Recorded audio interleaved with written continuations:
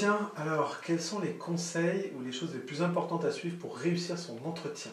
Alors l'entretien démarre bien avant dans la salle d'attente de l'entreprise.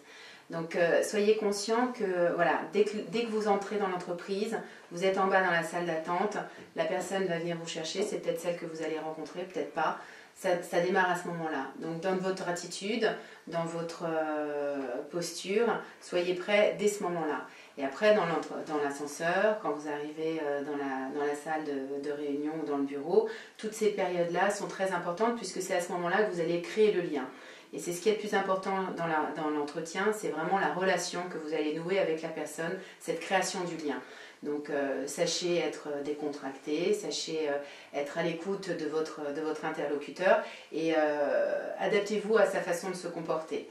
Ensuite, dans l'entretien, menez la danse. Qui questionne, dirige. C'est à vous de mener l'entretien.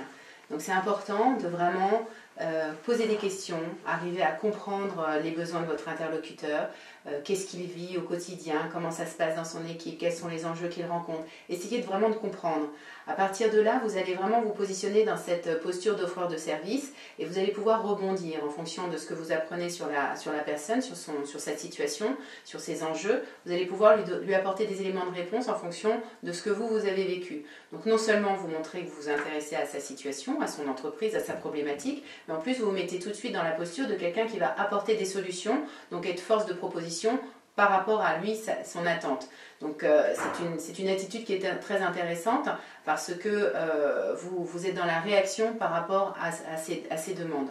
En revanche, pour arriver à faire ça correctement, il faut que vous ayez bien construit tout votre argumentaire, que vous sachiez exactement quelle réalisation mettre en avant ou quelle solution apporter par rapport à telle problématique et pouvoir l'étayer pour être légitime et crédible.